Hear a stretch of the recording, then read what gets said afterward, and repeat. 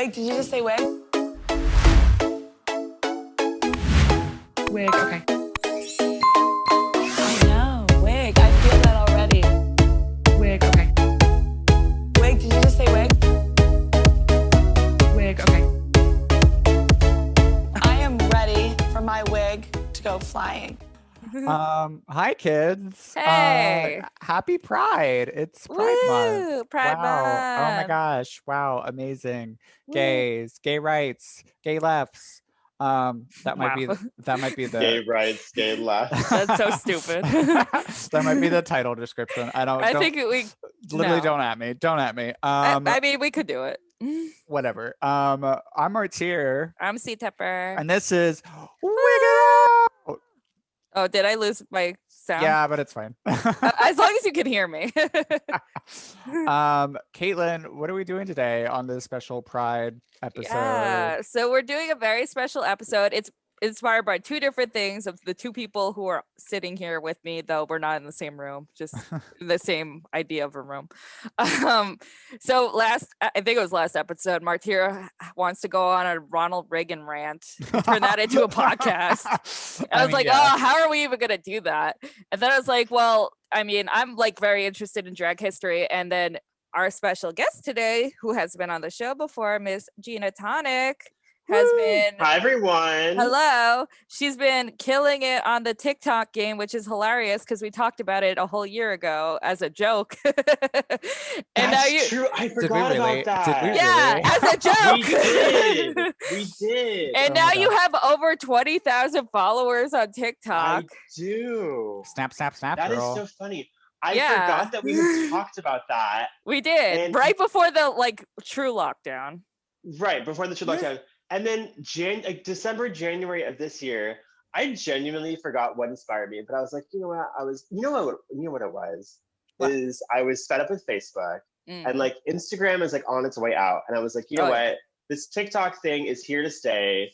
If I want to sort of keep my position as a social media drag queen, I need to just embrace TikTok and figure it out and learn it. And so the other thing too was I'm someone who is known for having a large social media following. And I was also sick of seeing these queens who were less famous than me and less deserving of me having more followers. So I was like, you know what? I'm going to set the goal. I was it was January 1st. I was by March 1st, I want 10,000 followers. And I got it. So, and now I have 20,000. Yeah. So, you set your mind to it, you figure it out, you find what works, and you go with that, and you do the thing, and you do it. And it's funny because I started writing as little jingles, little gay pride jingles, which I'm gonna repost some and kind of write some more of a bisexual one, actually a pansexual one that I wrote. That'll be coming out when I have time to film it. Yeah. But I started writing these pride jingles and things like that, and that was good, and I was getting a lot of engagement. And then I just posted this joke about a LGBTQ drag figure, which we'll talk about today. Yeah. And it was totally meant as a joke. And then that got a good engagement. And so then I was like, oh, people like learning things on TikTok. It's, I learned how to make guacamole on TikTok. People learning things. So I was like, I know a decent amount about drag history and LGBTQ history. So let me share what I know. And so I started doing that. And then that's been great. So people are into it. People, I think that we've learned so much about the rest of history. And I think that as far as even college level education goes, you still kind of learn a very basic tip of the iceberg level of even just LGBTQ history, and let alone drag history, which is so much more beyond RuPaul and Lady Bunny and Coco Peru. Yes. And we learn just this surface amount, but there is literally hundreds of years, and it's so cool because it makes thousands of years. That's true, thousands of years. Yep. I focus mostly. I mean, what I know the most of is the last 2 centuries, which is still a lot. I mean, but you're right. It does go back thousands of years. Well, don't worry. I'm going to cover it all. I can't wait to learn more. But it just reminds me that we've been here so much longer than people think we have. And we're here, and we're not going anywhere. And today we're going to queer some things up about LGBT. Let me tell you. I love that. Oh my God. All right. Queer the air, girl. Queer there. So each We're of there. us in this episode, each segment, like before our break, we're going to discuss topics we're interested about queer, gay, drag history that we want more people to know about. And I guess I'll go first. Can I? Yeah, go Caitlin, ahead. real quick. I've been thinking about this all day. I just want to preface something Yeah. before the three of us all speak. Yeah. First of all, with the exception of Caitlin, at least I'm speaking for myself mostly. What did I do? I am not an expert. Caitlin, I know you've written a whole book on this. So I would like to say I am an amateur Yeah. drag / queer historian. I'm not an expert. I have not written a book, unlike you. That's disclaimer number one. Disclaimer number two is that we have come in 2021, I know it doesn't feel like it to maybe some of our younger listeners. We have come a long way as a society, and especially with the language that we use to describe gender, sexuality, drag. So I just want to disclaim, especially before I talk later on, that for instance, the term transgender was not coined until like 30, 40 years ago. So like there may be certain... Not even then, really, the late 90s, early 2000s. No. The word existed. Because they I'll get into that. It gets a little complicated. It does. The word existed, as far as I know, in like the 70s. But it didn't really. It was a different word, though. Used. Yeah. We'll talk about. We can talk about that.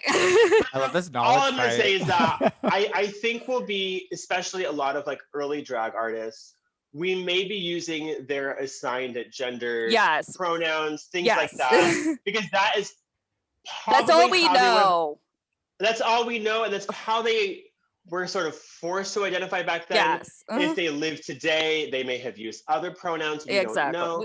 We weren't there. I preface that before I we get into I agree. This. I'm very with you. It's an important point. Yeah. We're not trying to misgender anyone from history. We love but these we people. Just don't know. We just don't know. And they weren't given the words to know. That is and you they like given the words to know. Yeah. Society has always kind of forced gender on everyone. So and we're keep still that in dealing with mind. that. Yeah. Anyways, Caitlin, take it away. I can't wait to hear what you have to say. Yay. Okay. So my first topic, we'll see if we stick to just this topic because it's a very, very big topic. I wanted to go all the way back, but go all through history in my book, I say it's the history of drag according to the internet. All my sources are from the internet. If they're wrong, that's all I got. It's from the internet. I don't know what to tell you. So I wanted to focus on AFABs and drag. So like for most of history, women and the role of drag, and then towards the end, assigned female at birth people and their role with drag. So I'm gonna just read straight up excerpts from my book. Might be a little long, but we're just gonna go with it. See how it goes. So drag's theatrical beginnings. Drag and theater have inextricably linked since the beginning. In ancient Greece, theater stemmed from religion. It was women who worshipped the god Dionysus and performed religious rites. He was a god who represented many things, including the grape harvest, ritual madness, fertility, winemaking and wine, theater, and religious ecstasy. The Greeks believed these religious rituals would appease the gods and ensure society's survival. Eventually, these rituals transformed into civic and social events where there was a clear division between the performers and audience.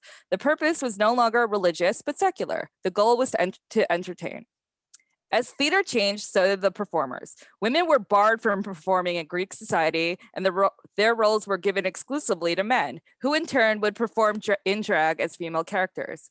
The Greeks thought it was too dangerous for women to perform in public. By giving women's roles to men, the Greeks believed this perceived danger could be avoided. So basically, going back, women were worshiping Dionysus, and the Greeks were like, absolutely not. You can't do that. We can do that dressed as you. And that'll be okay with the gods. So in Europe during the Middle Ages, the ban on women's performances continued as a way to enforce female chastity. Theater of that time consisted of pageants within the Catholic Church reenacting biblical stories. It wasn't until the 16th century that everything started to change in Western theater. It started in Italy with the rise of commedia dell'arte, a form of theater known for improvisation of dialogue and the use of stock characters. Vincenza Armani became the first historically recorded professional actress in 1566, though there is evidence that actresses performed as early as the 1540s. The use of actresses continued in France and Spain. In Elizabethan England, women were still banned from performing on stage for fear of women as being seen as lascivious. Lavacious? One of those. Licentious. What is it? Licentious. It's Lascivious. Okay, not that. Girl, but- it's your book. You wrote it. Yeah, you I wrote it, can't honey. read. I can look It's at your words. book. I can't say them. Lascivious is a word that would fit. Okay. It would make sense in this. Sure. Let's go with that. Despite what Gwyneth Paltrow in the movie Shakespeare in Love may have not you this. male actors performed all male and female roles in Shakespeare's plays. It wasn't until the English Restoration in 1660 that King Charles II changed his tradition. He preferred seeing women perform, mainly when they were his mistresses. These actresses frequently cross-dressed while on stage, wearing tight breeches customarily worn by men. This showed the actress's legs in a way that full skirts never could and drew in curious crowds. These parts were known as breeches roles. That's kind of important. We'll get to that in a little bit. So while this was all going on in the Western world, in Japan, there was also drag going on. While England was beginning the Restoration, only a few decades earlier in 1603 did a new theatrical genre emerge in Japan. It was called kabuki theater. This dance drama theater is characterized by singing, dancing, and dramatic makeup, often inspired by Japanese folklore. It was a woman named, and excuse me, I don't know Japanese. I'm going to try my best.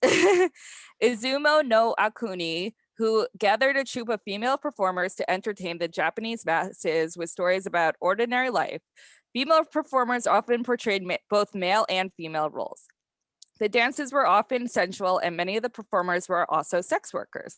This led to a ban in 1629 for female kabuki, also known as ana kabuki, for being deemed too erotic. After women were banned, cross-dressing actors took on the female roles. These performers were known as anagata or amaya. Though the practice was briefly banned for being too erotic and promoting male prostitution, it was reinstated in the mid-17th century. All-male kabuki theater continues to this day, along with the tradition of anagata. So while that's all going on in England, we come back and there's more drag going on. In the early 18th century England, a new form of theater, partially influenced by commedia dell'arte called pantomime, or panto for short, became popular. The original pantomime featured only dancing and gestures because theater exhibiting any form of verbal speech was banned from most theaters until 1843.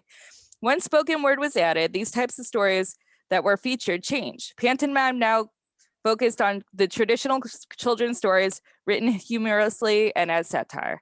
It features elements such as slapstick songs, inside jokes, and cross-dressing. Characters including the principal boy, which was originally a breeches role, where a woman is dressed as a young boy and has a female romantic partner known as the principal girl, who is also played by a woman. A male actor plays the female character of the dame, a character that is usually older and matronly. Often the role is performed either in a camp style or portrayed as extremely masculine while in drag. The dame tends to have big hair, wear a lot of makeup, and acts in a melodramatic manner. The dame is seen as warm and sympathetic, though they can be the comedic antagonist as well. Fast forward to the 20th century and we get into modern day drag kings. Drag kings have typically been viewed as cisgender, which is identifying as the same gender they were assigned with at birth, women who dress in drag in order to perform as a male character. But in the reality of things, drag kings come from all backgrounds, all across the gender and sexuality spectrum. In the late 1800s to early mid-1900s, there were many popular and celebrated drag kings performers in Britain and in the United States. These performers included Fanny Robina, Millie Hylton, Bessie Bellwood, Hetty King, Ella Shield, and arguably the most famous, Vesta Tilley. They have been prominent in the LGBT plus civil rights movements, including the Stonewall riots. Drag king Stormy Delivery, I could never pronounce her name. has been Stormy. Stormy has considered. I think it's Delavier. I believe it's Delavier. They say it in her documentary, but it's been a hot minute since I watched it. Complicated. Complicated. She was considered the Rosa Parks of the gay community. She was at Stonewall, where she allegedly threw the first punch. On Stonewall, she said, "It was a rebellion. It was an uprising. It was a civil rights disobedience. It was no damn riot." There have been a few documentaries on drag kings, including one on Stormy titled Stormy, The Lady of the Jewel Box in 1987, and Venus Boys in 2002 about drag kings in New York City and London in the early 2000s. The Caucats. When it comes to modern AFAB drag representation, the earliest roots I could find were from the Caucats, who were established in 1969. They were at the height of the hippie counterculture. Sorry. Notably in San Francisco, it was a time defined by free love, utopian idealism, excessive drug use, and communal living. There's a great documentary on them called The Caucats in 2002. John Waters in that documentary claims the Caucats had the first bearded drag queens who often put glitter in their beards. They also had AFAB femme queens as well as straight and queer members. The sizable rotating cast often performed in various states of undress, but when they were dressed, they wore bohemian vintage costumes. Drag icon Divine was an honorary cast member, and disco singer Sylvester was a troupe member from the beginning of his career. They have had an incredible rise and fall, a roller coaster of pop culture career. And I highly recommend the documentary that details all the crazy fabulousness. When it comes to AFAB femme performance, Hollywood has taken note of the fantasy aspects of AFABs dressing in femme drag to comedic effect. Films like the musical comedy Victor Victoria in 1982 and buddy comedy Connie and Carla in 2004 feature female characters that pretend to be men who do female drag. Although there has always been gatekeeping elements in AFAB performers, and if there's always been like a debate if they can legitimately perform femme or mask drag, that element has actually always been there since drag first began with the Greek worship of Dionysus, all the way to till today. And to that, I say, all performance is valid. The patriarchy can keep its old BS ways of thinking. Thank you. Clap, clap, clap, clap, clap. That was a lot to say, but I did it. I'm glad you started our little pride discussion focusing on femmes and women and AFAB representation, because I feel like in the modern sense of pride, any type of women or femme are like kind of overlooked, if that makes sense. Like Yeah. it's usually the focus is cis gay white men. Oh yeah. I'll get into that a little later too. Yeah. So I'm glad we kind of started off with that kind of discussion, and I do like that a lot of pride stuff or pride history starts off with performance at the heart of it. Yeah. Because I know there's like a rumor. I don't know if it's a rumor or if it's just like a saying that like drag represent or like stood for like it was an acronym for like dress resembling a girl, which I'm Not like, true. Yeah, I was like, I don't think that's true. I mean, I kind of like the idea of that, but as like a little. It's a debate of what it actually is. I have it in my book. I was actually looking at it earlier, but it's basically, I'll just So I can chime in here. female. The story I've been told, which I have posted on my TikTok, Yeah. is that in I think it's the 1800s, the Victorian era. Yeah. They would wear these long gowns, which would quote drag across the floor. So that is not true. It's not true either. Then what is? If my Kindle would load, I would tell you. My Kindle. Oh, your Kindle would load. Because my book is on Kindle, and that's where all my notes are on. Wow. Go the we'll fuck have off. to wait and see what the Kindle says. I know. Going off that discussion, a lot of things about queer history are kind of mythicized, and I think we'll get kind of into that when we discuss Stonewall in a little next segment with Gina. Yeah. But yeah, it just queer history is just like we kind of said in the beginning, like it's always been there. We're always kind of we're the cockroaches of society. No, that's not true. But Yikes! Yikes! I feel like any kind of minority can kind of see themselves as like resilient in that way. Maybe cockroaches aren't the best describer of that, but I'm just saying cockroaches are hard to kill and we're still here, bitch. Like true. It's like Cher, we're still here. We're still here. Whoa, that was a terrible share. All right, transition. Okay. let's talk about It is Pride transition. Month. It is Okay. Pride Month. Let's talk about transition. Anyways, Well, Caitlin. speaking of non-transitioning, that goes to my next topic. Oh. So we know all about RuPaul. A lot of people think RuPaul is the most successful drag queen of all time, did the most, which is even true. There's lots of queens who were successful pre-RuPaul, like Divine, but I'm not talking about Divine here. I'm talking about a little known queen today who was very big in like the vaudevillian era, Julian Elting. Is it Elting or Eltinge? Because I don't know. I don't know either. I said that name, though. Elting when I did my video. Yeah, I'll just I say don't Julian know. Elting. Okay, because it's spelled GE, but I don't know. Right. I I have haven't no seen idea, to be honest. I have not seen any of his work, but I've read a lot about him.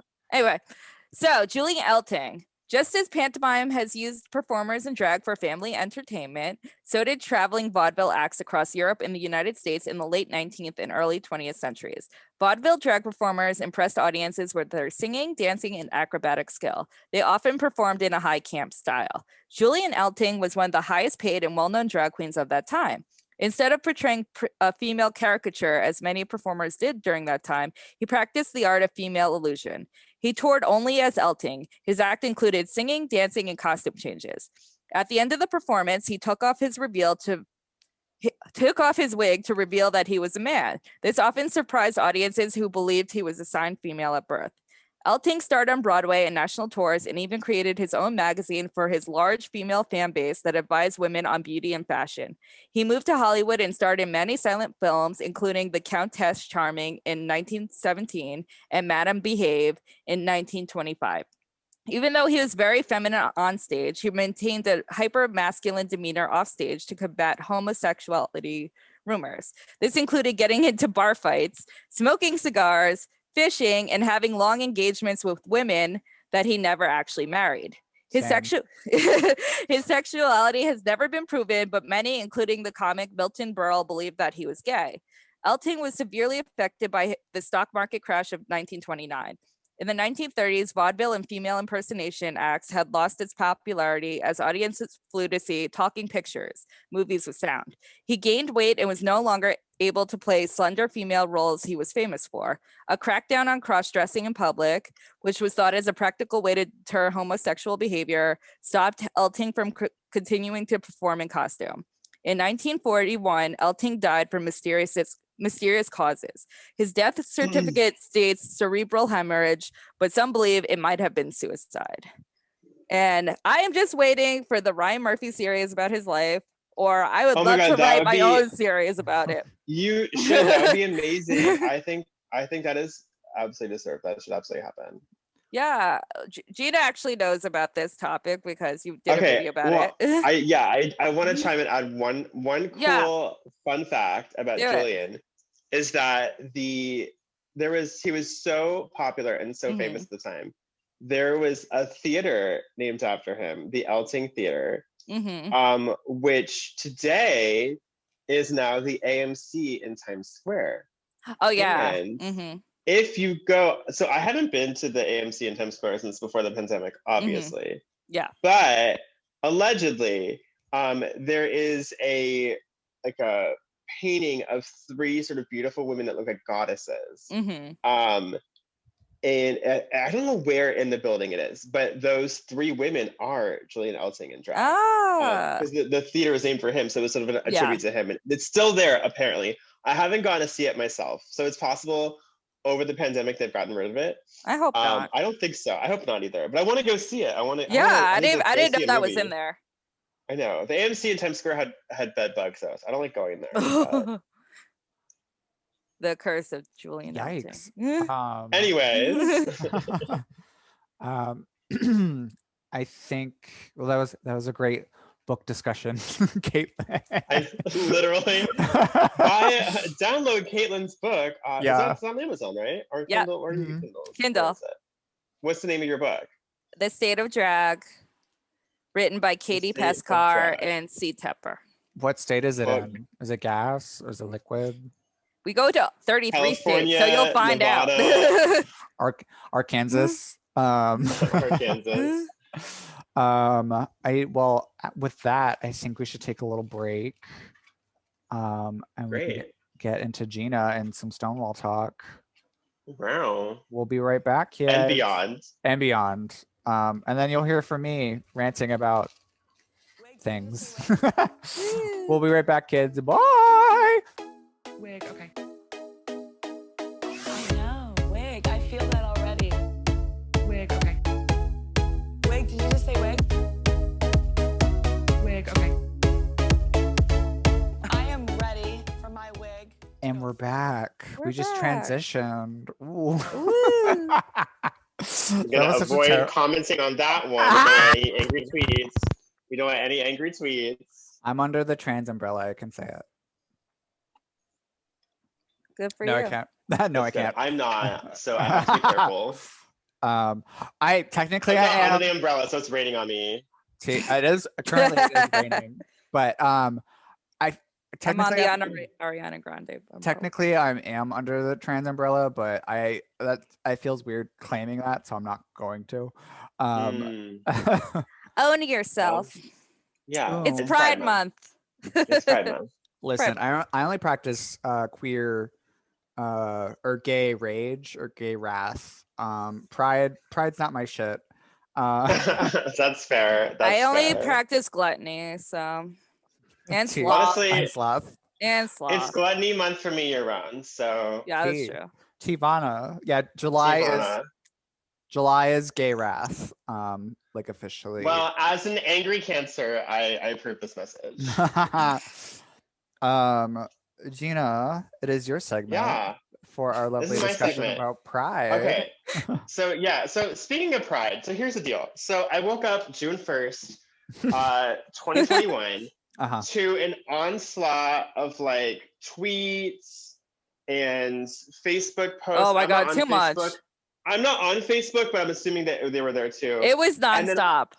And then also like the Instagram stories that are like, it's like an Instagram story, like you shared an Instagram post that was a screenshot of a tweet. So we're really getting like, first level like sources here. Like it's a screenshot of a tweet, of a screenshot of a post, of a share. And everyone's being like, happy Pride. I think the one specific one I'm thinking of is like, happy Pride. You have your pride because of a woman.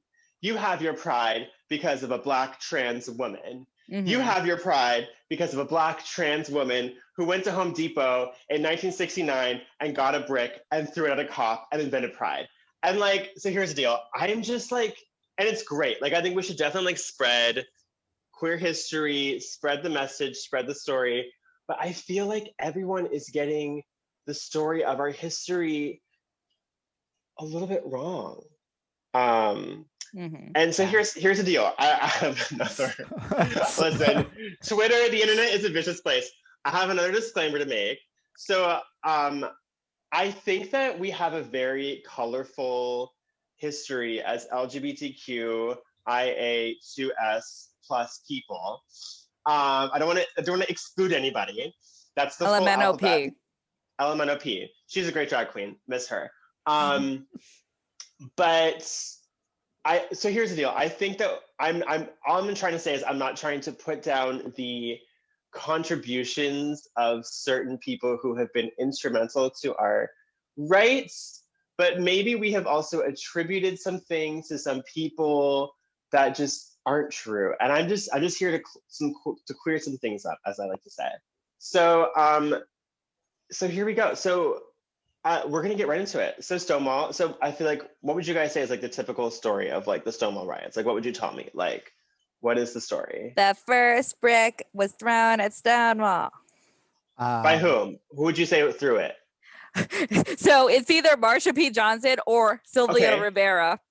Okay, correct. So most people say most people famously say Marsha P. Johnson or Sylvia Rivera. Again, two people so instrumental in like the gay rights movement. I guess I should take this moment while I'm talking about the quote gay rights movement to talk about how they would have talked about it back then. So there's sort of two terms they would have used. One is the homophile movement, and one is the Gay Liberation Front, which came from Stonewall, which we'll get to in a second. Two amazing people. So from what I understand, neither of them were there when the riot started. Allegedly, Marsha, who lived uptown, I believe in Harlem, or maybe the Bronx, it took her time to get down there. So she wasn't down there until like 2 or 3 a.m. And then Sylvia famously says that she didn't throw the first brick, she threw the second brick. Okay, but so here's the other thing. Where the fuck did they get bricks to throw at these cops? That's what I want to know. Was there a Home Depot? Was there like a construction site or something? Like, did they take enough SoulCycle classes to pull a brick out of the wall? Like, where did they get these bricks from? So as far as I understand, again, this is all based on my own research. Unlike Caitlin, some of my sources are peer-reviewed sources. I do have an article from JSTOR that I'm using today as one of my sources. Listen, Ellison, I do the work. So as far as I understand, there was no brick thrown at Stonewall. I don't know where from what I understand, the idea of a brick being thrown at Stonewall came from that 2015 film Stonewall. I can't confirm that that's exactly where it came from, but I think that's hilarious. I feel like RuPaul used to always say it. I was gonna say I've Right. definitely heard it before that. I don't know. And it became like a whole meme. But from what I understand, mostly what they were throwing were things they had, like bottle caps, bottles, glasses, and coins, like quarters and nickels and dimes. And the reason why they were throwing coins is because at the time, I have to go back again. At the time, in the mid 20th century, it was technically illegal to serve LGBT people at a bar. There was no like official law, but you were sort of banned from serving quote unquote disorderly patrons, and they considered LGBT. At the time, they would have just called everyone gay people. So I may it's less syllables. I may switch to that. Yeah. They were not allowed to serve gay queer people. So a lot of gay bars were very underground, and they were all pretty much owned by the mob. And that's like not a joke. Like they still and they still are low key. We won't name the names, but low key, yes. If they're not owned by the actual mob, it feels like it.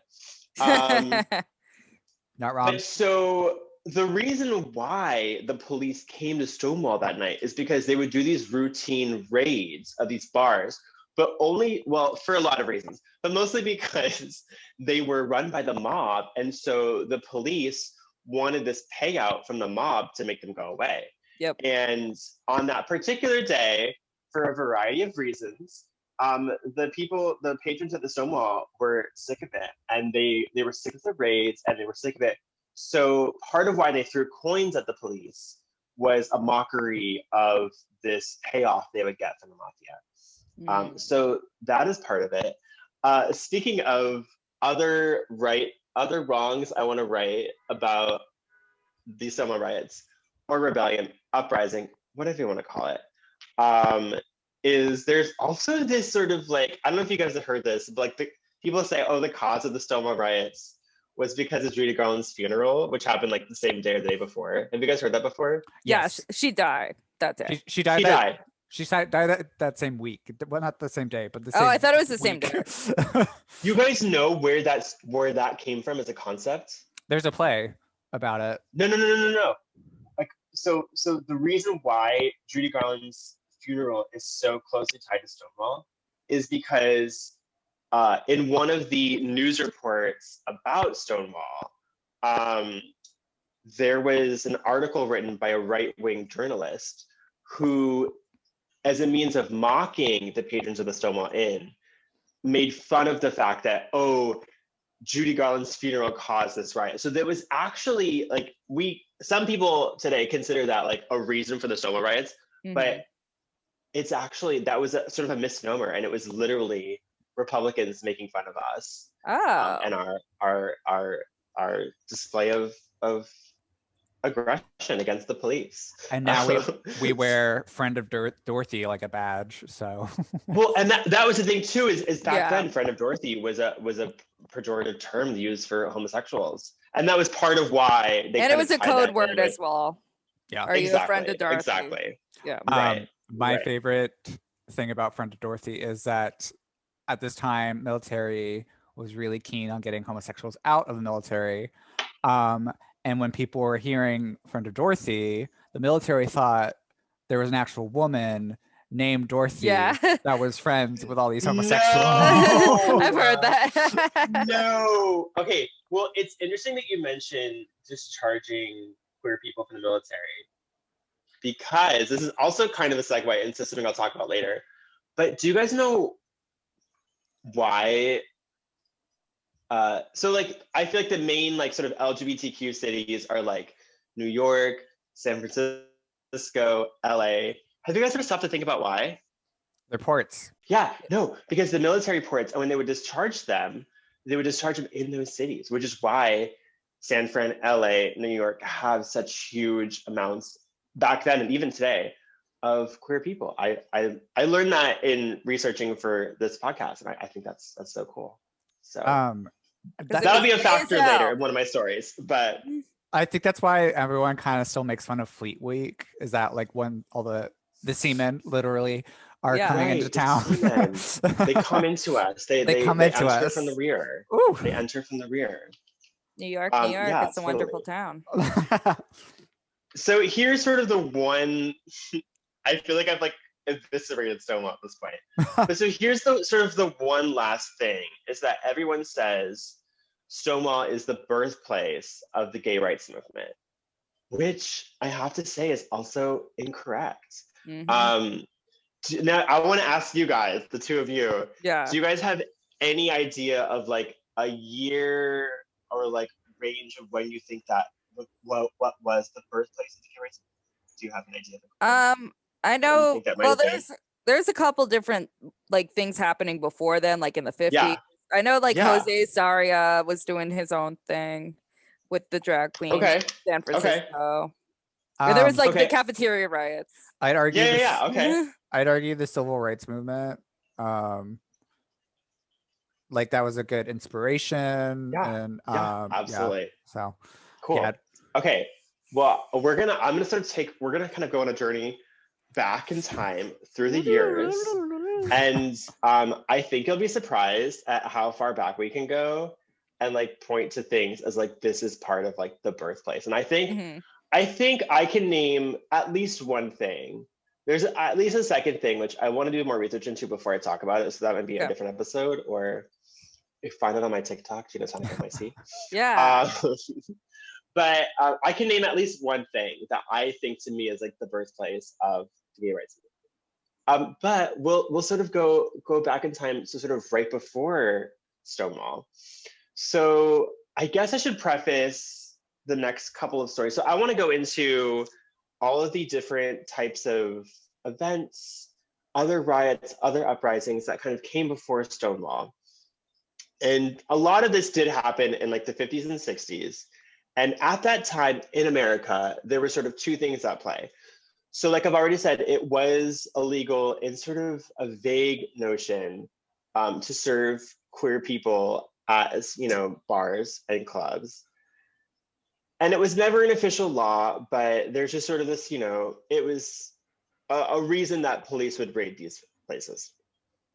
That's one thing. The other thing we have kind of going against us is at the time in sort of the 50s, 60s, 70s, there was sort of this spoken but also unspoken law. I don't know how this is all such a gray area, but there was sort of this rule that you had to be wearing 3 articles of clothing that pertain to quote unquote your gender at all times. So what that would mean is even if you were in drag, so again, this is sort of terminology that I, Gina Tonic, do not believe in, but it helps me tell my story. So let's say you were a man in drag dressing as a woman, which obviously I'm someone who believes that anyone can do drag. I'm not saying that only men did drag back then also. But if you were a quote, and the other thing too is a lot of these people were trans. So I'm saying that because I'm not trying to, deny their truth. But if you were what they would perceive as a man and you were in female drag, you'd be in, some cute, gown, fabulous 60s updo, but you would still have to have men's undergarments underneath, because if the police caught you and arrested you, you had to be wearing 3 articles of, quote, men's clothing. So that's sort of this one law that existed at the time that was another reason why the police would raid these places and why people could get arrested. So okay, let me grab my notes. Okay, so the sort of first thing that kind of helped reverse this was the Julius Sip-In 1966. And this happened at Julius Bar in the West Village, which is still there today. You can go visit, go check them out. I believe they were one of the bars that was, needing some help during COVID. So if you want to help out a local business, go check out Julius Bar in the No Village. tea, no shade. It's a better bar than Stonewall. Oh, well, I mean, yeah, there you go. There you go. Go but for so historical there is- purposes. Continue. Go for historical purposes, absolutely. There was this group called the Mattachine Society, and they were one of New York's earliest pro-gay rights movements. And I will add, they were specifically a group of what we would consider cis white gay men who their goal was really, and the hard thing is the goal of a lot of these sort of early LGBT movements was for these people to, I feel like today, a lot of the pro-LGBTQ movement is like about us being ourselves, and getting acceptance for being who we are and being trans and being non-binary, being inclusive. This was more about becoming a part of heteronormative society. So keep that in mind. But they decided they wanted to stage this sort of protest against these bars who wouldn't serve gay men. And so they actually contacted the press and like went on like this bar crawl of like the East and West villages. And the funny thing is the first place they went to actually had a sign up that was like, if you're gay, go away, something like that. I forget what exactly it said, but it's something like that. Because they had tipped off the press and the press had tipped off the bar. And so they kind of canceled that one.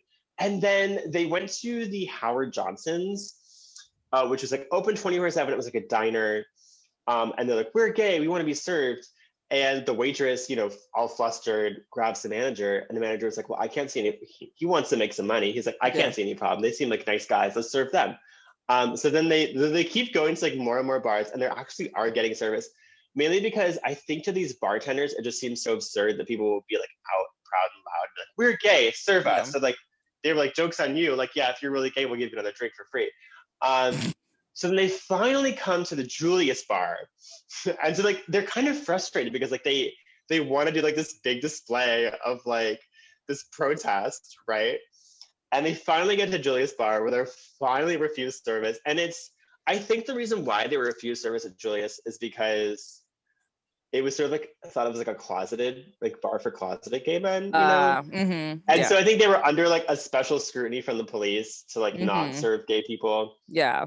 But they were finally refused service, and they staged this sort of sip-in, which is sort of like a sit-in, but it's gay, so it's got to be a fun pun on it.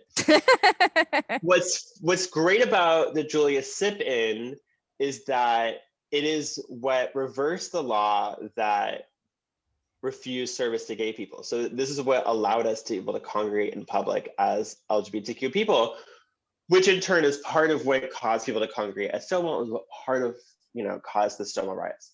So there's Julius Sip-In.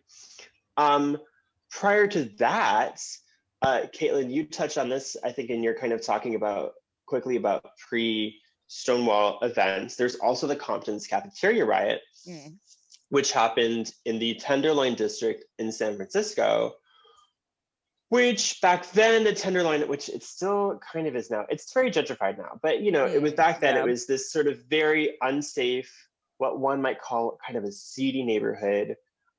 Some have described it as sort of like a red light district of San Francisco, but it was where a lot of sex workers and transgender people and drag queens and gay men all lived and worked, mainly because they couldn't find work or friends anywhere else in the city. And a lot of the time, you know, if cops arrested queer, trans, sex workers, people in other parts of the city, they would actually arrest them and take them to the Tenderloin to kind of keep them all in one spot. Mm-hmm. But the Compton's cafeteria ended up being sort of an epicenter of the Tenderloin.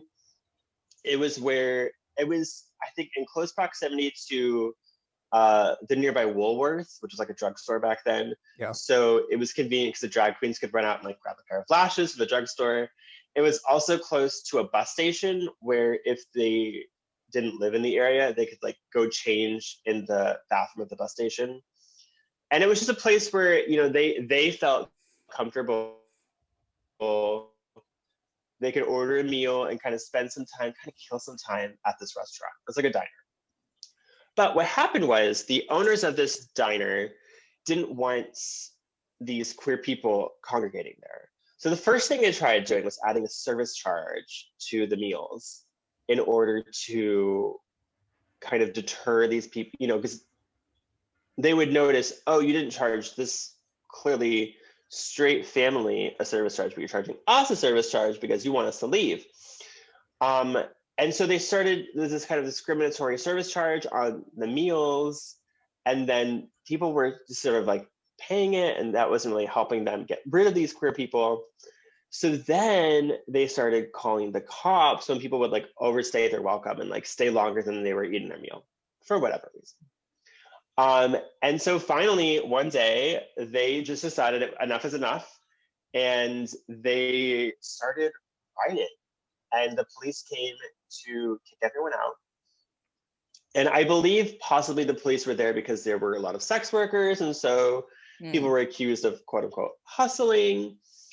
That's, you know, a term they would have used at the time. Yeah. And so people were throwing, you know, it was a diner, so people were throwing like packets of sugar and cans and bottles and things like that. And so this is thought to be this is, I think, a good 2 or 3 years before Stonewall. So this is thought to be one of the earlier uprisings against the police at the time. But we could actually go back even further than the Compton's cafeteria riot. Mm-hmm. So one other thing I want to point out is, especially in California at the time, it was also illegal for same-sex people to kiss or do other acts. But we'll talk about kissing today for our family-friendly audience. I mean, there were listen, we've This been is around an long enough. explicit rating, so you can talk about whatever you want. The things that we do in dark rooms today, they did in dark rooms back then. But it was also something that was illegal was for same-sex people to even just kiss in public. So, at the Black Cat Tavern in Silver Lake in LA in, I think, 1966. So here's the deal. It was a sting operation. It was New Year's Eve, and the cops wanted to like catch a bunch of queers in the act, is basically what it was. So it was New Year's Eve, so they figured, okay, people are gonna kiss at midnight. So we wanna be there when that happens. So these cops dress in plain clothes, they sneak into the bar, and they pretend to be patrons, and they wait until midnight. And then, of course, people start kissing, and they just like went so hard. They started arresting people. They got more violent than normal. And a lot of queer people, the people who were at this bar, the people in the community, were like, you know what, enough is enough. We're not going to stand up for this. So they organized a counter protest. So the attack happened on New Year's Eve, 1966. I believe the counter protest was in February of 67. So took them a couple, months to plan it. They didn't have Instagram like we do today, and we can just tweet, oh, go into this protest. Like they had to, let everyone know. So it took some time for them to plan it. But something I find really interesting, I feel like we talk about Stonewall, like Stonewall coined the term pride. But did you know the Black Cat Tavern protest was organized by a group called PRIDE, Pride, which stood for personal rights in defense and education. So that was the group that was sort of overseeing this whole event. And so of course they hold this protest in Hollywood. Of course, like the protests we go to today, was met by a large battalion of armed officers, even though it was largely peaceful. 2 men were arrested for kissing in public, and they were actually forced to register as sex offenders for that act. I know, it's so gross. So sort of one cool thing about the Black Cat Tavern protest is, and I don't have the full story on this, it's something I would love to research more, but it led to the formation of The Advocate, which is the magazine that, for better or for worse, is still around today. You know, not the most, The Advocate, it still exists. The It's Advocate. there. It's doing the thing. We're advocating for The Advocate. Or not advocating. Yeah. Or not. So even before the Black Cat Tavern protest, we have in 1959 the Cooper's Donuts riot. So this is a donut shop that was located on Main Street in LA, which at the time was sort of a rundown gay neighborhood. And similar to the other stories, the police came to raid because the Cooper's Donuts was sort of a place where, you know, gay men and transgender people and sex workers all congregated. But this time, of course, because it's a donut shop, they attacked with donuts. I believe the story famously goes, so sort of like the equivalent of like the brick at Stonewall for this riot was there was a drag queen who threw a cup of hot coffee in the face of one of the cops. Oh shit. Good for her. Yes. Which I believe that we drink iced coffee today in memory of that drag queen. In her memory, we drink to her. But so what ended up happening was they were throwing whatever they had at the police. And this time, unlike Stonewall, the police actually kind of gained some ground against them, and they had to return with more people. And this caused them to shut down the whole street for a day. And a lot of people consider the Cooper's Donuts riot to be one of the first uprisings against the police. That was back in 1959. But we can actually go back basically a century before that. Sort of the earliest person who I know of who has led any kind of queer person and or drag queen who has led any kind of rebellion against the police was William Dorsey Swann, who he was born into slavery in 1858 in Maryland. And he and his family were freed. I say freed in quotes because, you know, America sucks. They were freed after the Emancipation Proclamation in 1863. And his family bought a farm and he worked like odd jobs, like a valet at a hotel.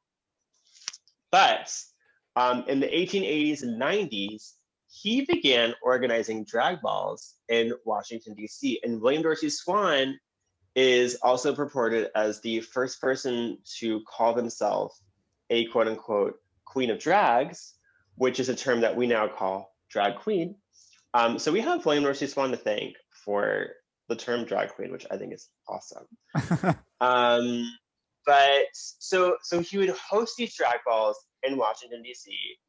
And of course, because, you know, they're super on the DL. So a lot of it was like word of mouth. They would go to like the local YMCA and just sort of like tell each other, whisper to each other about these balls that were happening. And the news, right, so yeah, okay, great. So, and the newspapers of the time, you know, described it as very bewitching. They wore lots of fascinators and silk and cashmere dresses.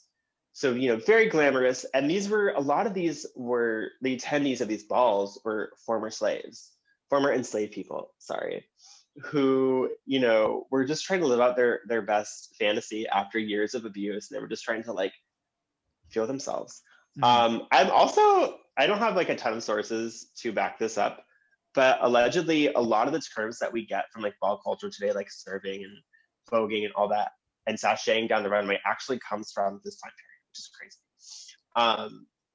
But so in 1887 was the first time that one of Swan's balls was raided.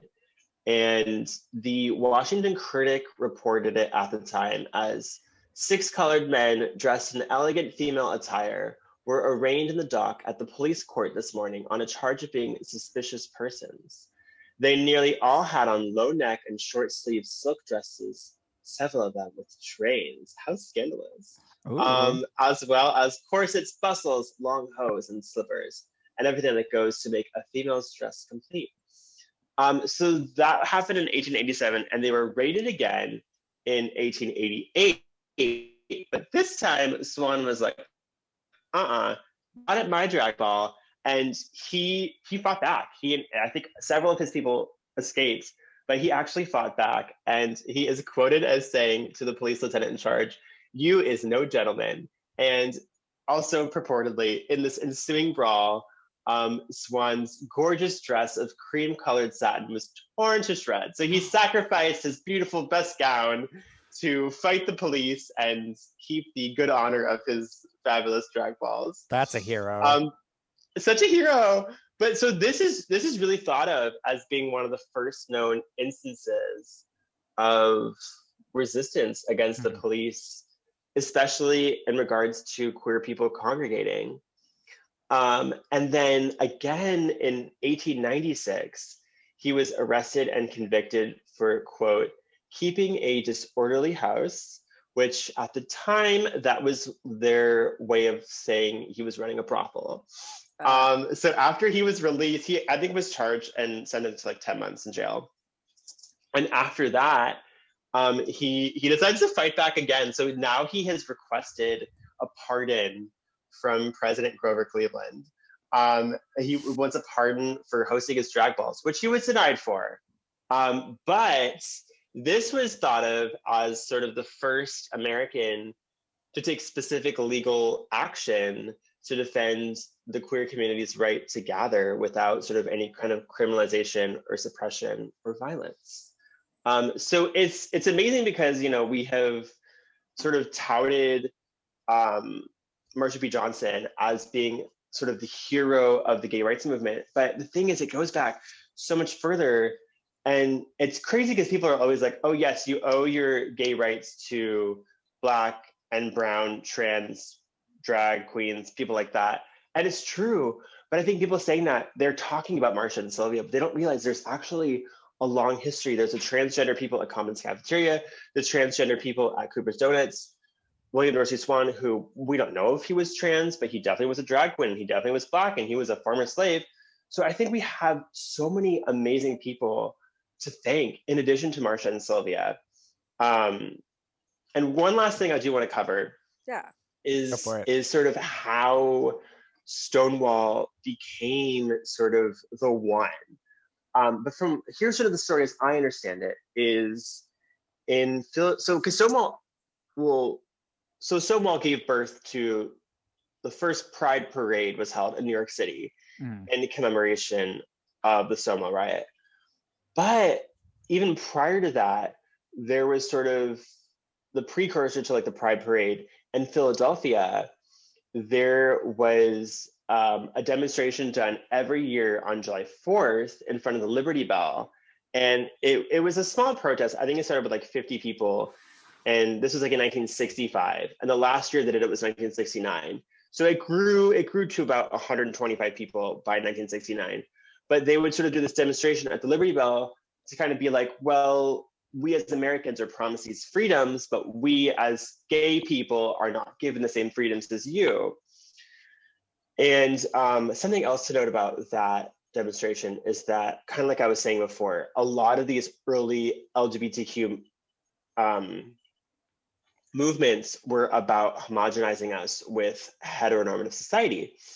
And so this particular demonstration they would do, it was pretty much typically open to only white cis people who sort of looked presentable, because the idea was they were trying to get jobs and opportunities for queer people. And so they would dress up, you know, they would look very much that they were dressed very much the way that Gen Z would want current Pride celebrations to be done, very prim and proper, and everyone looking profesh. No So kink they at were trying to Pride. get right. Yeah, well, yeah. They were trying to get work, and they were trying to get noticed and become a part of heteronormative society. So that was held until 1969, which is the year that Stonewall happened. And then after Stonewall, this group in Philly kind of was like, well, obviously our behavior of trying to be prim and proper and kind of play by the books is not working.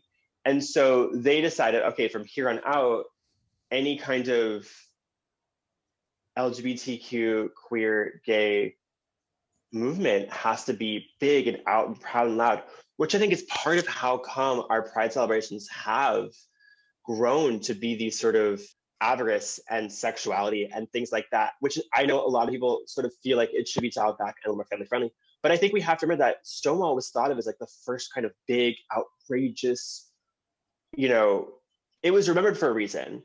Yeah. And so I think, in all this Pride discourse this year, it's important to note that it was never meant to be this prim, proper, family-friendly thing. Like Pride was always meant to be out loud. But truly what happened was, there's all these sort of different riots and rebellions that I've mentioned. The problem is that in a lot of cases, good police records weren't kept because the police really wanted to shove all of this under the rug, because all of these movements, Compton's Cafeteria riot, the Black Hat Tavern riot, these were all movements against the police. So they didn't want any of this on record. So a lot of these records have been destroyed. They have tried to commemorate the donut riot, in LA. They tried to commemorate that as like an official day. And they tried going back, the LA officials tried going back in like the old police records, and they couldn't find a record of it because they weren't kept, because the police didn't want anyone to know what happened.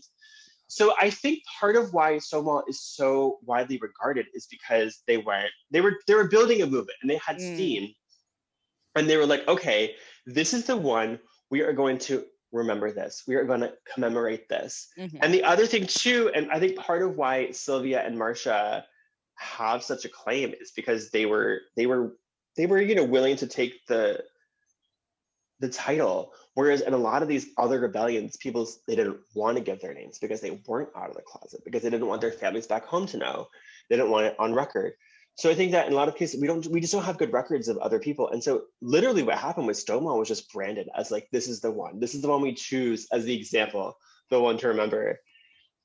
And so it's purely just good branding is how Stonewall has become the one that is remembered.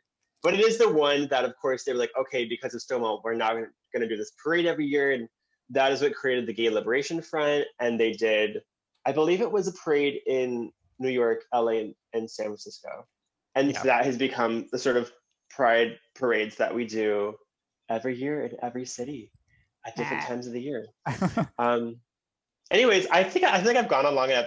I truly thought I'd talk for 3.5 hours. So I'm proud of myself for getting into That's great. an hour. But yeah. I want to add another person who I talked about a little bit.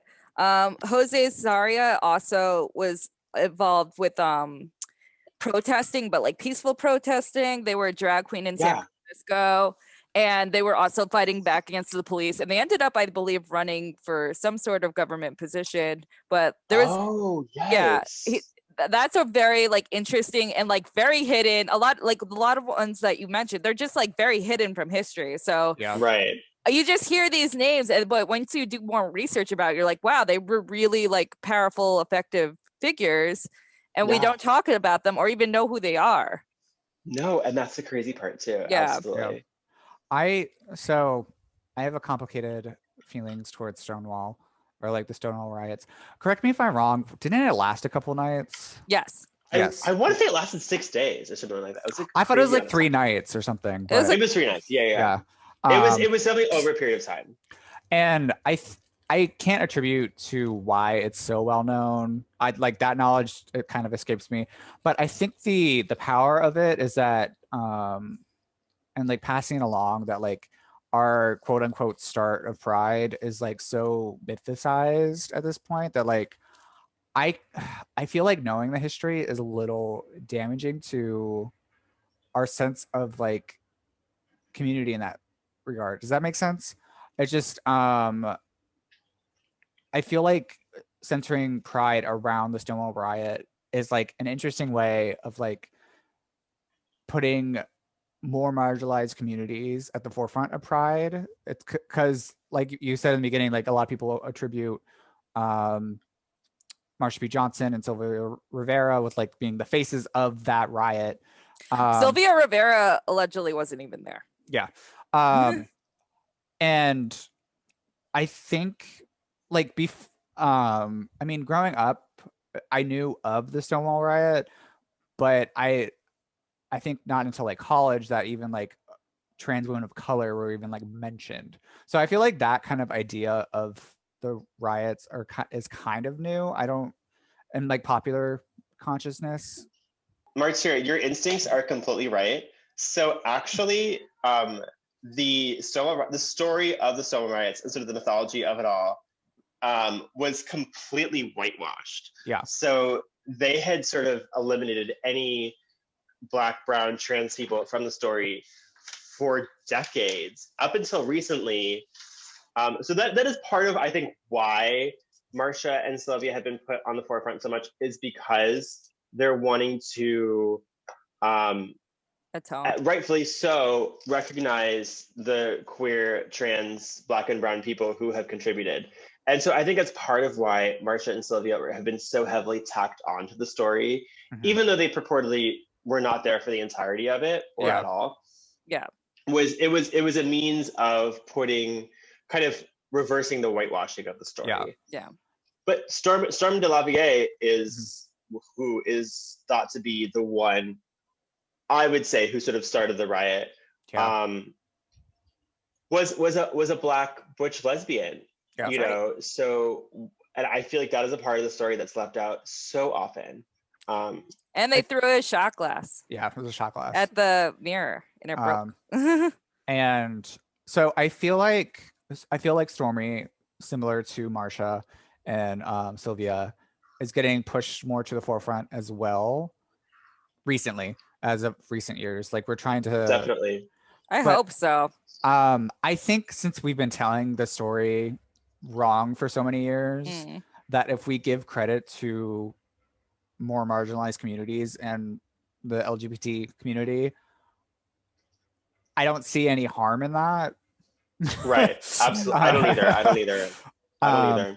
Because it's not... At a certain point, it also starts to feel, and I don't want to, I feel almost bad comparing it.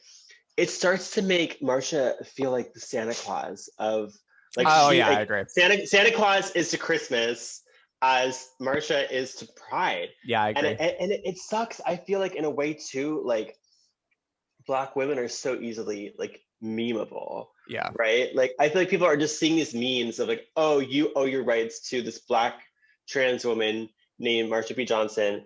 And it kind of reminds me of like over the summer when everyone was like, oh, it's a nice day to arrest the cops that killed Breonna Taylor. And like, Breonna Taylor became like this meme, you know, and it was just like, they're not a person anymore. Yeah. And so, exactly. And so in a way, all this constant kind of empty praise of Marsha P. Johnson, it feels almost dehumanizing to me. Like, it's like, but she was a person, like she did so much more than purportedly throwing the first brick at Stonewall, like, which didn't even happen. Which I will say, if you are somebody who is interested in LGBTQ history, there is a fascinating documentary about Marsha P. Johnson on Netflix. It specifically focuses a lot on the mystery behind her death. I almost said murder. Her death. Her murder. She was murdered. Her murder by the police. I thought it was by the mob. Well, same thing, honey. I know, but same but slightly different. Exactly. But definitely go check that out. She is a truly fascinating and very inspiring person. I just want people to be inspired by her for the right reasons. Yeah, you know what I mean? I think in more recent years, her work with Star, which I think I'm bad with acronyms. I think it's street. Yeah. Street transvestites, because that's what they called them Yeah. back then. Yeah. Action. Action. Mhm. I don't know the R something. word. I don't know where they are. We're I don't know killing what this. the R We're is. killing this. We're doing great. We're doing great. We're killing so this. knowledgeable. I have Google. It's Street Transvestite Action Revolutionaries. Oh, it's just one Revolution. R. I thought it was two R's. I also thought No, it I was two think R's. I think it was one. Yeah, I guess it's one. I always thought it was two. I also thought it was two. But I think her work with that is getting noticed more recently, and because there's other trans advocacy groups that are run by trans people at the moment. Right now I'm thinking of like For the Girls and Right. which is gay and lesbians living in a transgender society. Yeah. Yeah. So I think we're seeing Marsha in a different way more nowadays, but yeah, I do agree with your sentiment of her being mythicized to a point that like she's not even human. Yeah. Because people like, we'll get into this in my next segment because I'm gonna Yes, I can't wait. But the commodification of her image, which I know she would fucking hate. Yeah, true. Like people were like, I think it was like Urban Outfitters or something were selling a photo of her on a t-shirt, and it's just like, right, what are you doing? Like, where's that money going to? Basically. Yeah, that is disgusting, especially from Urban. Like, where is that money going to? Absolutely. But yeah, this was a lovely middle section, and we learned so much about our roots. Yay. I think we should take another break and then great. Release the beast, bitch. Jiminy. We'll be right back, kids. Wig, okay. I know. Wig. I feel that already. Wig, okay. Wig. Did you just say wig? Wig, okay. I am ready for my wig to go flying. That's what like IBM and Apple and Coca-Cola all think it should be, is A for ally. That's correct. And welcome back, kids. Should we go into it? Why not? Fuck it. I mean, this gonna be a long episode, Yeah. so Are we all ready? buckle in. It's gonna be a bumpy ride.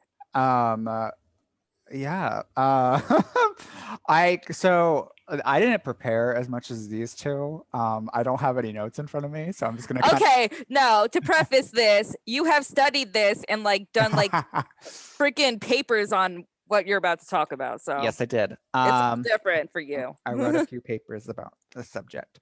But when I first originally like pitched this idea to Caitlin, I just wanted to rant about Ronald Reagan for an hour. But I'm not going to subject anybody to that at the moment. I will get into him. But my favorite thing about Pride is that Ronald Reagan died during Pride in 2005. So and his death is tomorrow. So wow. Happy anniversary. Happy anniversary, bitch. But I wanted, when we were first talking about this idea, Caitlin mentioned the Pride series on FX. I think and Hulu. And Hulu. And I wanted to watch it, and I binged it last night, and it was really good. It was very inspiring. Highly suggest it. But when we're talking about the history of Pride, I'm always concerned about where we're going forward, because I feel like a lot of, I'll say, cis gay white men think that Pride is no longer needed and it's just a giant party because they have the right to marry now. But the history of Pride and the history of queer people and the future of queer people is still fighting for our rights to survive and the rights for other, like our job is not done until everyone has equality in any regard of anything. So my little segment is going to be focusing on both on the HIV/AIDS epidemic and the future of what I think Pride should be as a white, I'm not going to say cis because I'm not person, but as a white person, white queer person. So we're okay. okay. Both of you guys are children of the 90s. That's one way to say we're old. Yeah, Continue. Yes. both are older than me. Um, when did you first hear the term AIDS or HIV? Genuine question. I That's a really good question. don't even know. Okay. Definitely much later in life. I think I might know. Okay, so when I was in high school, in my like theater class, our teacher just like had like a bunch of like topics. So it could be like either like famous playwrights, famous genres in theater, and famous plays. And for whatever reason, unbeknownst to me, so we had to like research our topic and do a presentation on it.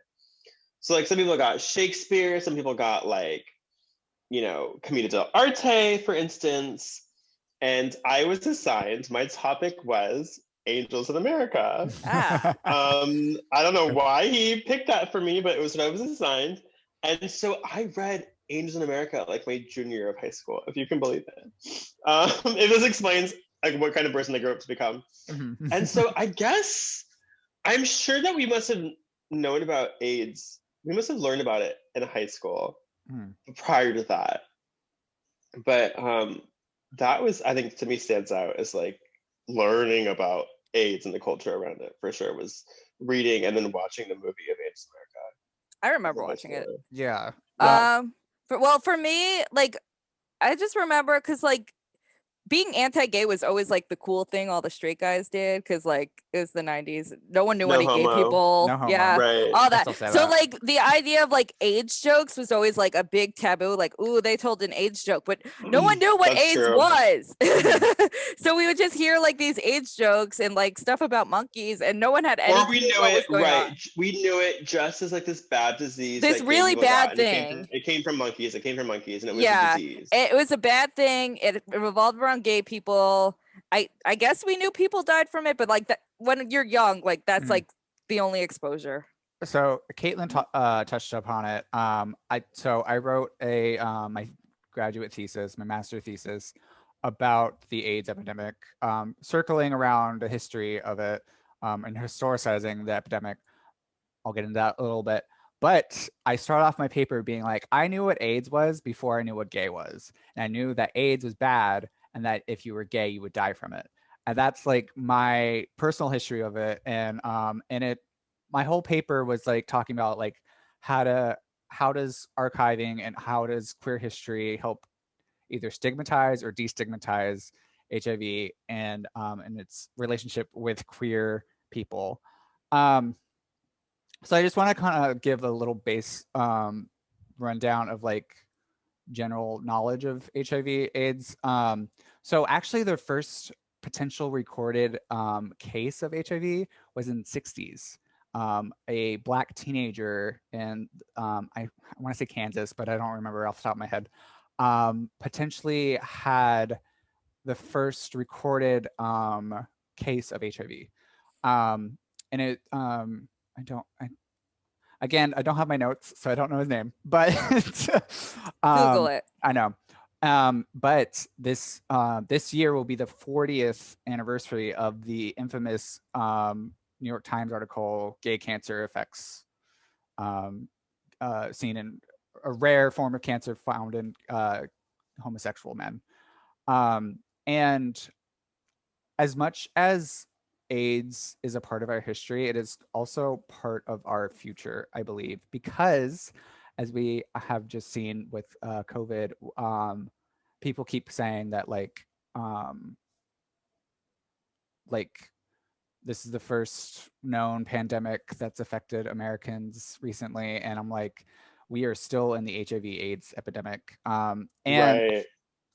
that was my whole point of my master's thesis, was like to prove that like we've been historicizing it to a point, but like we are past the point where it is largely affecting queer people and it's affecting more marginalized. The largest population that has HIV are Black men in the South at the moment, and that's in the world at large. Like the largest population of HIV positive people is in the South. and but people still think the ideal the AIDS poster boy is a gay white cis man. Mhm. So I won't go through all the history of the AIDS epidemic because God, it's sad.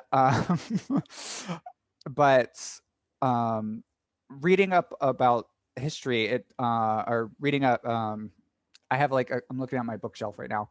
I collect memoirs of people that lived through the height of the AIDS epidemic.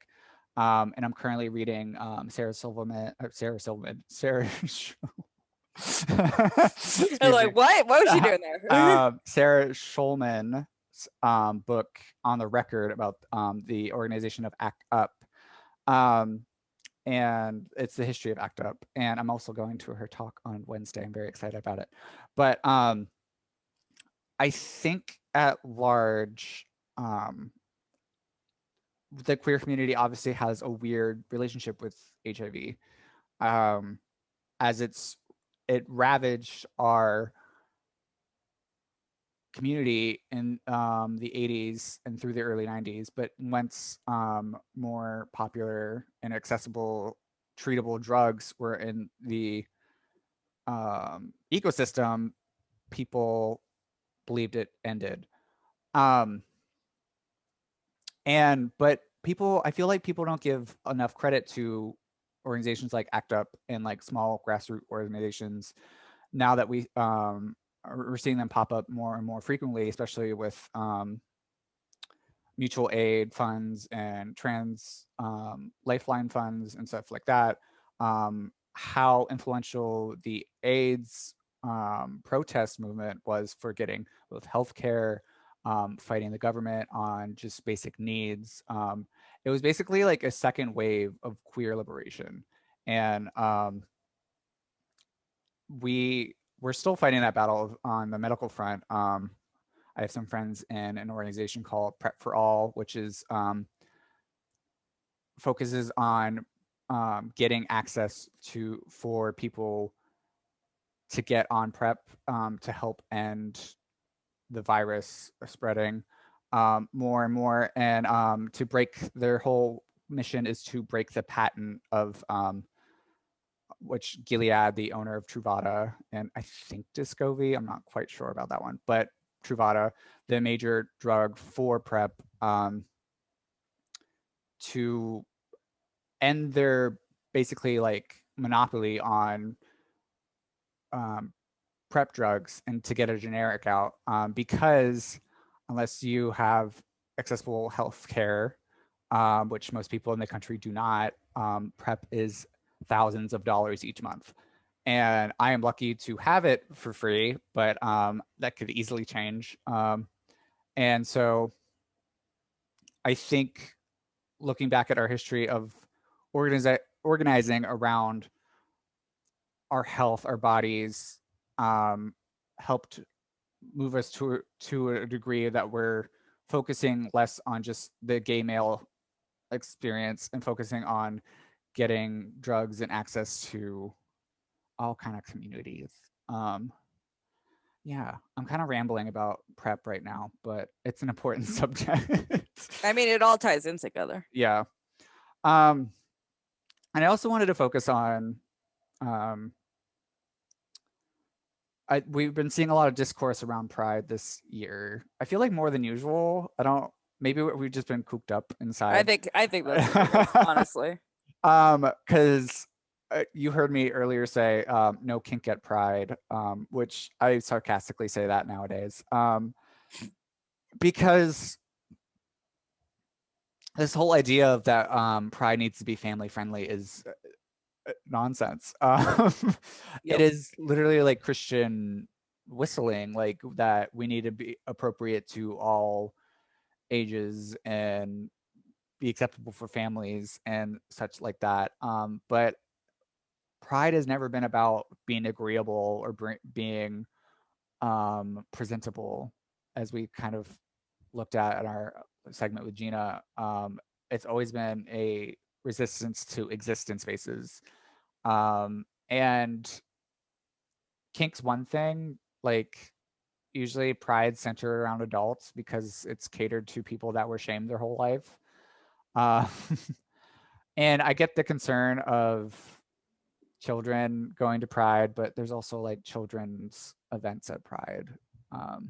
And they have their own separate events too. Exactly. That's It's, around this time of year. exactly. And my biggest thing now is that like I feel like a lot of people are concerned about like people fucking during the parade, like on a parade float, which I'm like, I've yet to see that one. I've literally never seen that.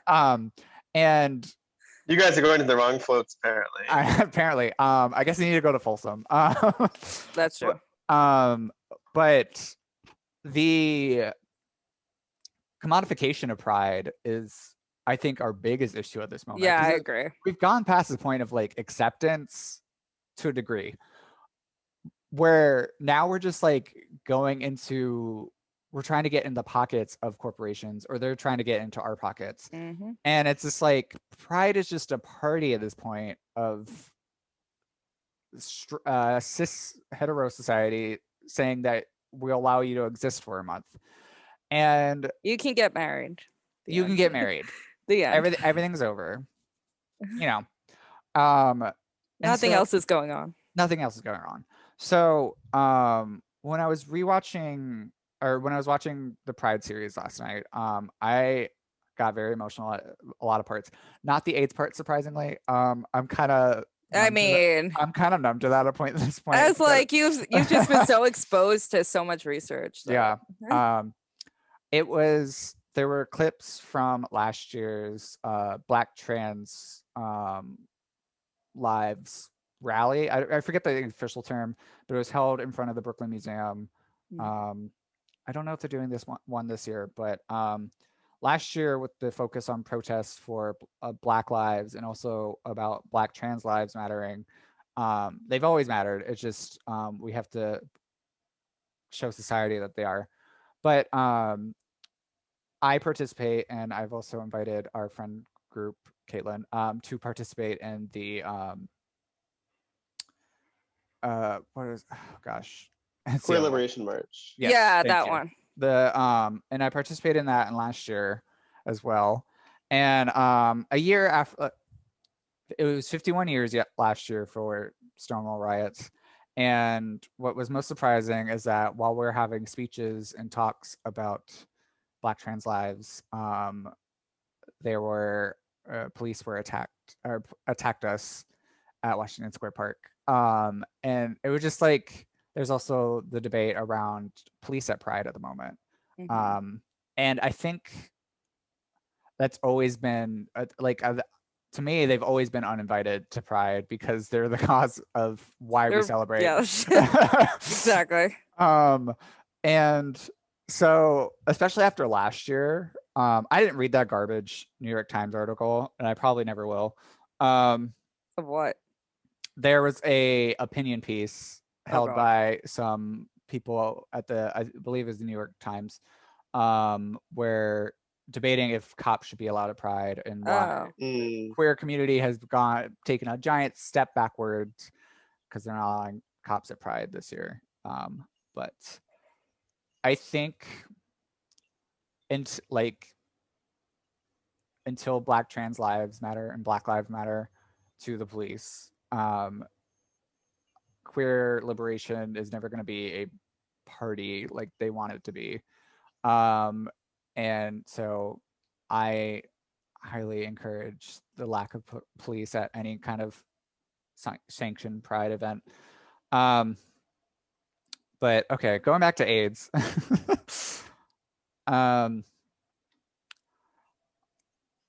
I think, I don't know how true that is now in this little gay mecca of New York City, but I remember coming here, I still had a lot of trauma growing up about and thinking like being gay means you're going to die of AIDS. And I think with the invention of, or not the invention, but the popular use of Truvada and Descovy, we're slowly taking down that stigma around HIV, but I don't know if we'll ever go past the poster boy being a white cis man. And yeah, I think it's an interesting economy that we live in. Because even my a lot of the friends that work in HIV don't fit that mold, but they're more likely to talk to me, or people are going to approach me for HIV knowledge than experts at organizations that I work with. And yeah, I guess I know I'm not expecting y'all to have the answer, but like, how do you think we should focus Pride and focus on not healing the past, but like moving or taking the lessons from the AIDS epidemic and moving forward? Well, I think with Pride originally, because it was always a march, never a parade, I think we actually have to go back to this time to Marsha P. Johnson and Sylvia Rivera, because they were really pushing for trans rights at the time. And that's still such a huge issue that's happening in this country, as we see every freaking day. It's really upsetting. And like, since that is like probably the most stigmatized group right now, including POC people's lives as well, trans and POC rights, I think that has to be the focus, all in. Everything else, I mean, there's always going to be other issues too, but I think that's when the march first started. They wanted to be in front and say, these are the issues that are affecting us. And it's the same issues today. And I think we just got to kind of go back to where it all started. Funny thing about Marsha and Sylvia is that, like, I mean, now we're taking notice of their efforts and such, but like when they were preaching that, they were getting laughed at by. Yeah, no one was listening. Yeah. They had to scream to be heard, and they still weren't heard. And I think that's why they're, again, going back to our last segment, why they're so noticed now. It's because they were loud and we needed someone to be loud. So, Gina, did you have something? Yeah, well, I think that Caitlin's point about kind of going back to the roots, but also something you touched on is like having any sort of mission statement. Because I feel like right now, Pride feels very much like it's, especially the march, is just about like the groups and like the corporations and things like that. And like they tend to have like a theme, but the theme is always really vague. And there isn't really any sort of like message or meaning. Yeah. And it's interesting this year because, you know, nobody was really sure if there was going to be, at least in New York specifically, I can't speak for other cities, but nobody was really sure, like, oh, you know, Heritage Pride, which is like the Pride Parade. Yeah. You know, are they going to do something? And then the Queer Liberation March has been, you know, planning theirs for a couple of months now. And so it really seemed for a while like it was going to be just the Queer Liberation March this year and no Pride Parade like it was last year. And in some way, and so they kind of have like, I think the prime date and time because they kind of decided before Heritage Pride. And so it actually would be interesting, I think, if the two kind of switch places and like Queer Liberation March kind of became the big one, because I think they do kind of march with more of a purpose and more of a goal, which is what it was in the beginning. In the beginning, it was meant to be, you know, a means of getting queer people their rights. Yeah. And I do think in a way that it would be helpful if either of the two parties found some kind of goal and drive and reason to do the demonstration versus just a corporate, you know, la-di-da. As far as I'm aware, I don't like, again, I don't know how true this is. Yeah, no. The Queer Liberation March was literally made in opposition of Heritage Pride. Like, of course. A lot of people were upset with Heritage Pride, as they should be. But the march last year was just so special.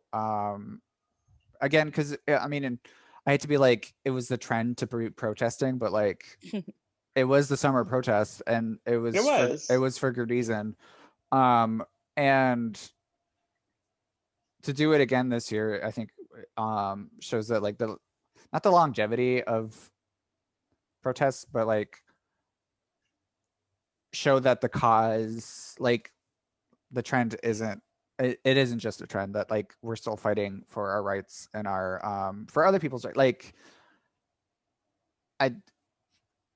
two of us have like passing privilege in this group, and Absolutely. and I know I'm not comfortable until everybody has and I'm sure that's true for you as well, but until everyone has like can feel safe walking down the street kind of thing. So I think that's why we fight. Rewatching or watching the Pride series, maybe like I mostly cried because I was just like overwhelmed at like how resilient we are as queer people. Like we literally, like, I hate the expression we're on the shoulders of giants, but like we are, like there's so many amazing things that people did, and we're still fucking doing it, which I'm like, Yeah. is that a good thing that we're still fucking doing it, or does that mean I mean, we're they paved the way, right? yeah This is what they would want, right? yeah I think at the end of the day they want Equality. Right? equality, but Yeah. Yeah. we're still fighting for it, as my point. But there's still a lot more rights that have been fought thanks to them True. now Yeah. that did not exist. Yeah. And there's of course a lot more to go, of course. And going back to some AIDS history or HIV history, we're seeing more, especially with this book I'm rereading, we're seeing more people look to HIV organizations and how they protest to make more effective measures to get rights, basically. Like a lot, when I worked at the archive Visual AIDS, which collects artwork of people living with HIV who have either passed or are still living. A lot of people go to the archive. I interviewed the director, Esther. A lot of people come to the archive because they want to learn about the history of protest. Because like the archive isn't just a it isn't just a gay art archive. It is a people living, PWA, people with AIDS archive. And within that, there's a lot of ACT UP history, and there's people that started the, I forget the magazine off the top of my head. Besides I know the what point. you're talking about. Yeah, there's an HIV magazine that I don't remember the name of at the top of my moment, but it's like the big major one. And so the whole part of my thesis for was to not historicize the epidemic because it's still happening, and there's still echoes of it even like 40 years out from it, which is really weird to say 40 years from the 80s, but I know.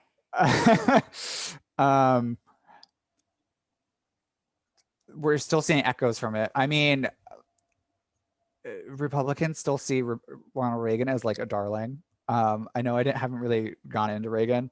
Reagan is the reason why conservatism is kind of a thing still, because I can go on a long rant about this, but the gist of it is that conservatism started as a small party. They called themselves the silent majority, which is bullshit.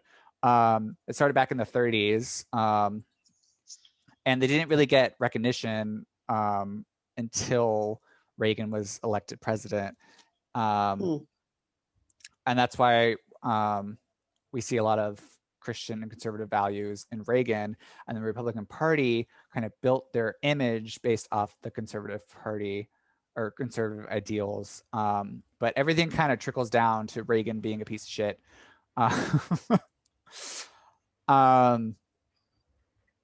He is, I always go back and forth and seeing if Trump or Reagan were the deadliest president next to Andrew Jackson, but that's a different story. Yeah, I mean, yeah. Because their responses to a large epidemic are very similar. I feel weird comparing COVID to HIV. I don't think it's a weird comparison to make. I mean, they're both, you know, horribly epidemics. Like it's Yeah.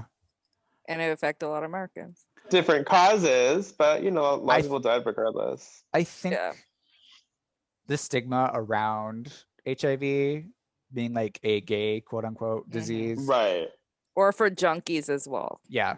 True. Just like any reckless behavior basically. Mm-hmm. But like I don't know, there were stories coming out like people behaving recklessly this time too. Not in the same way, but like partying. Oh, you and mean stuff. with COVID? Yeah. And getting quote unquote punished by death through it. So there's definitely like similarities, but I still feel uneasy comparing the two. Well, it dealt with like COVID is more like a generalized disease. And I feel like the HIV/AIDS epidemic was really geared toward minority groups. As in the ones who were getting it and dying it at the time. Well, I mean, that's true about COVID too. It's just like everybody can get it, yes, but everybody can get AIDS technically. No, too. I know that. I'm just saying that's how they like perceived it. Because like COVID affects minority groups more than it does white people. And yeah, I guess there are a lot of similarities. I don't know. It's just interesting reaction where COVID got a vaccine within a year, 3 vaccines within a year, and now HIV is in the works of getting a vaccine because of the technology we got from COVID. Yeah. But this has been happening for 40 years. So just like one was not seen as dire, apparently. So yeah, to end off this little ramble, I think queer people are amazing.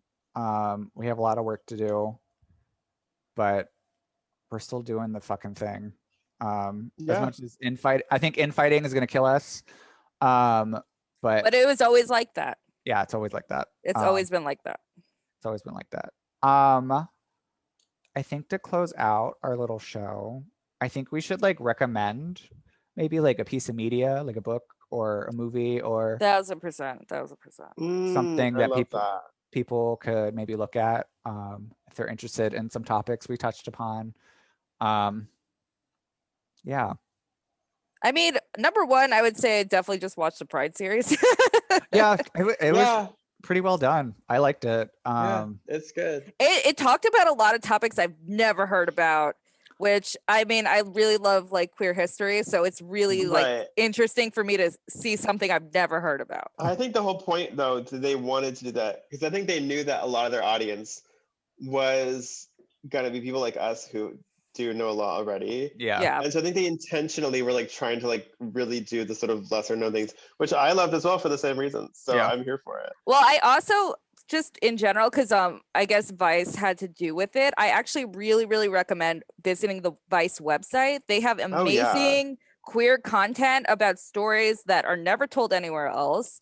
I've learned a lot from different articles. Like I knew they did do an article about Mother Flawless Sabrina that they then used in the documentary. That's a good article. There's like really interesting just about like drag around the world, like what's happening, like minority groups who are being oppressed, who are doing drag around the world that you would never hear about otherwise. Like the Vice website is really, really good.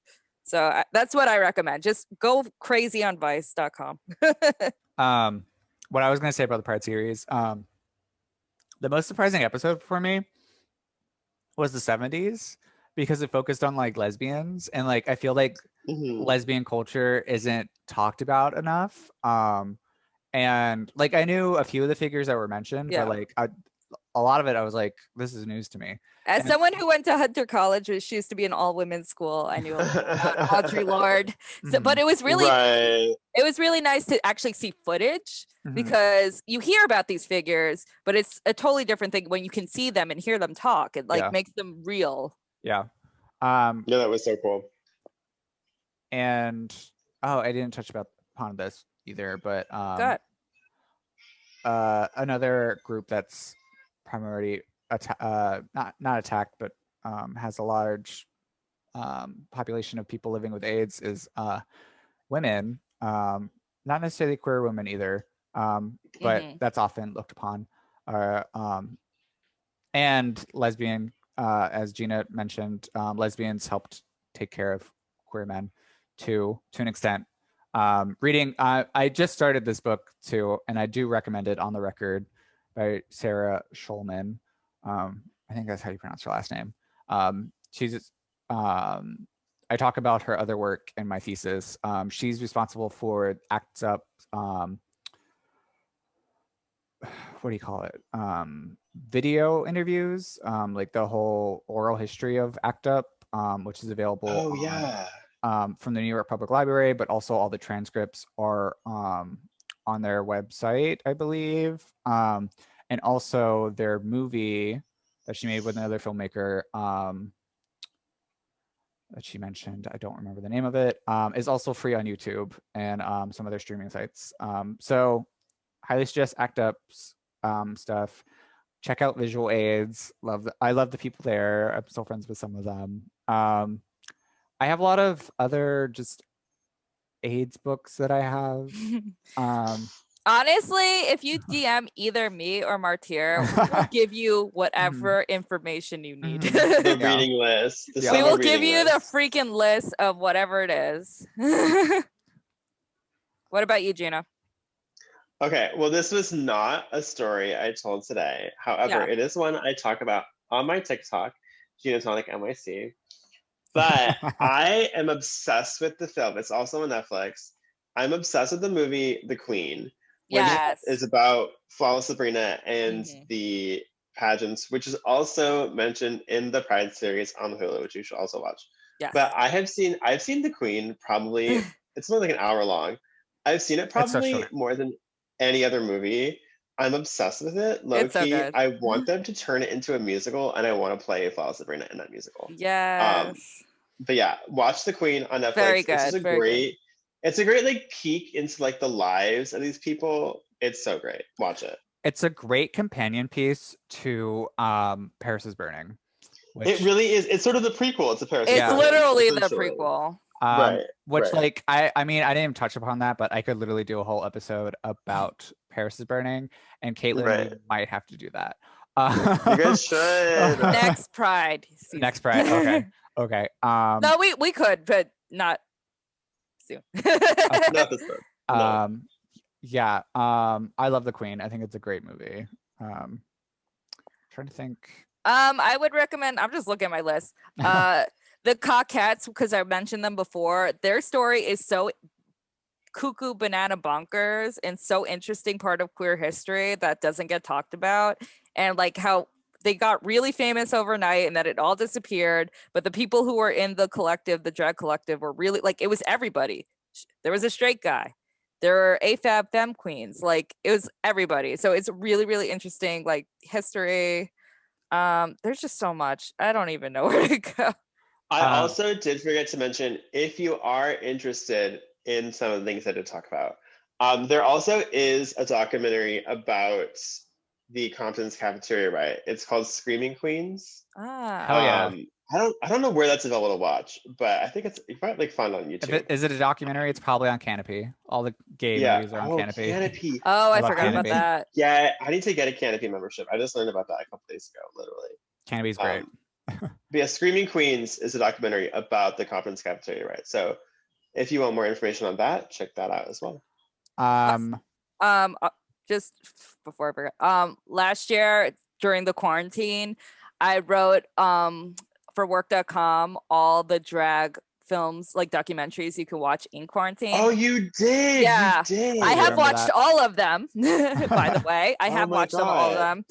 them. So you could just go down the list. What like I included all the trailers and like photos of it. Like see what interests you. It's all there. Work.com. That's cool. I think it's like the 37 movies to watch in quarantine, like documentaries. Yes. So just yes. go down the list and choose whatever you're interested in. There we go. There we go. I love that. My That's last amazing. recommendation. While this book is not technically accurate anymore, because we have learned information since then, I think it gives a good concise rundown of both the perception and the history of HIV, and that is called "And the Band Played On." It's a fucking monster of a book. It's the reason why we have the idea of patient zero, which is very inaccurate idea. Yeah, it is. Labeling people, but you learn about Gaetan, who is supposedly patient zero of HIV. It's not true, but you follow his story, and it was a very interesting read, and you get a lot of perception of the time from it, and it's I think it was written by a journalist, so it's very concise of like timeline and stuff, but it's still keeps the narrative going. So enjoyable in that sense, still horrifying to read because it's sad. AIDS is not a fun playground to be in, but well, thank you all for joining us for our Pride Thank you, series. Gina. Thank you, Gina. Thank you for having me, you guys. It's been so much fun. Where can the kids find you online? I know you plugged So your you can TikTok. find me, yes, you can find me on all social media, including Venmo, at Gina Tonic NYC. That's Gina Tonic, like who I am, NYC, like where I am, because I'm always drunk and I always forget those two things. Beautiful. Thank you again, babe. I was Martyr. I was C Tepper. And this was Wigging! Pride, bitch. Go do crime. Goodbye. Bye.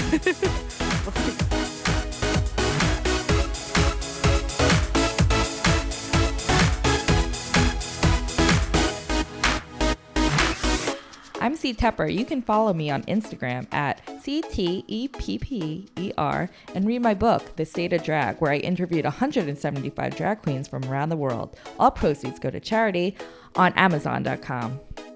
Ooh, I love that. You can follow me on Instagram, Twitter, and Facebook at Drag the Martyr. And if you have any thoughts, comments, dick pics, send them to dragthemartyr@gmail.com. Listen, rate, and review us on Apple Podcasts, Spotify, SoundCloud, Google Play, and Pandora. And catch up with past episodes on WERRRK.com. That's WERRRK.com. Artwork for Wigging Out was provided by Glitter Baby Online. That's Glitter Baby Online. Thank you.